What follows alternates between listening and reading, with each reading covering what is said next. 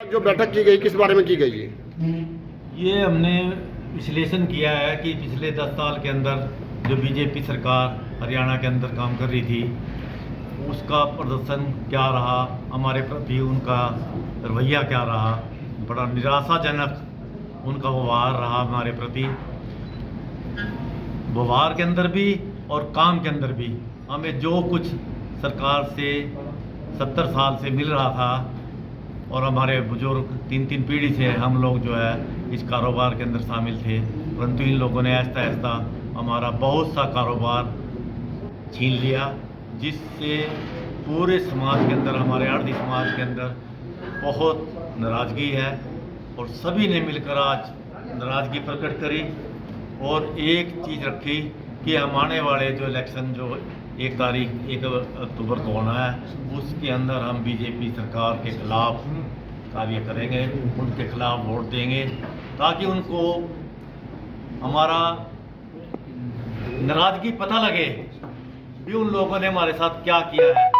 8 साल लगातार 2016 से 24 तक हम लोगों ने बार बार, ऐसा कभी नहीं हुआ, हर 6 महीने में सरकार से लड़ाई लड़नी पड़ी, परंतु सरकार ने आश्वासन से सिवाय हमें कुछ नहीं दिया।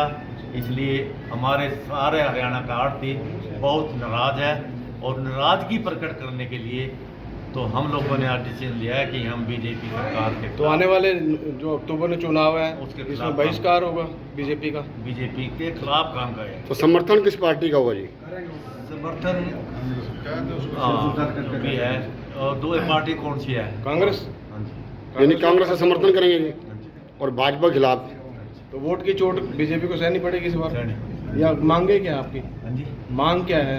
मांग तो हमारी जो 8 साल पहले थी वही है कि हमारी सारी फसलें जो मंडी के अंदर आती हैं वो आढ़ती के थ्रू बिकनी चाहिए।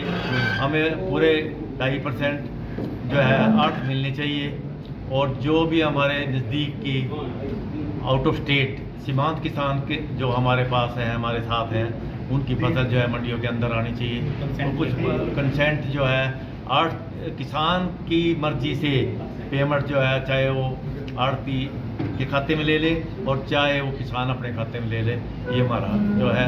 बाकी मार्केटिंग बोर्ड से संबंधित हमारे काफ़ी नियम ऐसे हैं जो हमें सूट नहीं करते, तो वो हमें बदलें। बीजेपी के 10 साल हो गए, कोई मांग माननी है इसने आपकी? कोई नहीं, कोई मांग, एक भी मांग नहीं मानी। 3% का नहीं है, बस ये करे अब 2.5 की जगह भी 3 ले 3% डिमांड करेंगे। तो पहले भी कहीं ना कहीं सरकार से कोई बेंच पे बात हुई होगी पहले भी? हाँ, हुई तो हमारी आज मतलब कोई 8 साल में जो है कम से कम 14-15 बार बात हुई, परंतु आश्वासन से सिवाय हमें कुछ नहीं। मनोहर लाल जी ने कुछ आश्वासन दिया था बहुत दिया, और अब नायब सिंह सैनी जी ने नायब सिंह सैनी ने भी दिया। क्या आश्वासन मिला था? आश्वासन ये बढ़ रहा था भी आपकी आड़त बढ़ाएंगे, वो भी बीच में रहेगी। हमें शॉर्टेज में जो है ना 12 करोड़ रुपए देंगे, वो भी बीच में रह गया।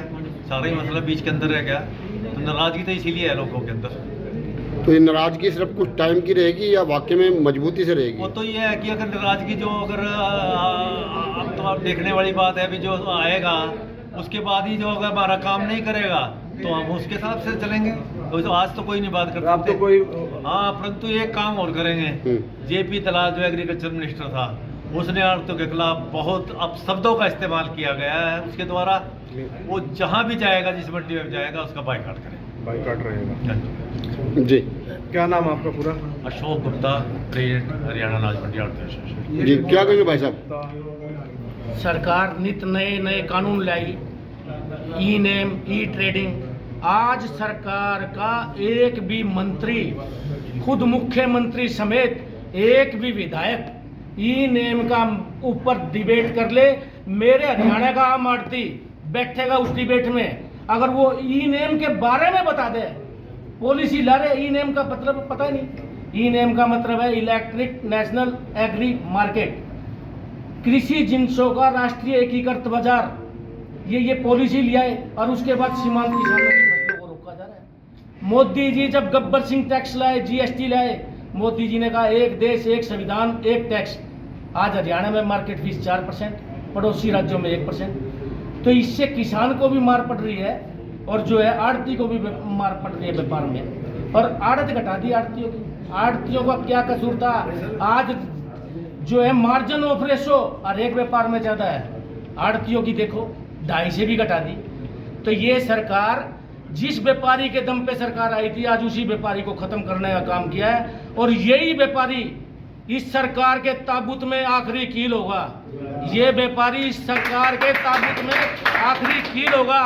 आज जिस व्यापारी के दम पे जिस कुल्हाड़ी को पेड़ काटना था, लकड़ी के कटने का किस्सा ना होता, पेड़ के कटने का किस्सा ना होता, जो लकड़ी के पीछे हथौड़ी का हिस्सा ना होता। आज इस व्यापारी समाज को खत्म करने की कोशिश की है। इसको हरियाणा का आड़ती किसी सूरत में बर्दाश्त नहीं करेगा। और आने वाली 1 तारीख को बीजेपी का पुरजोर विरोध करेंगे। और आपने प्रधान जी से पूछा समर्थन किसका करेंगे?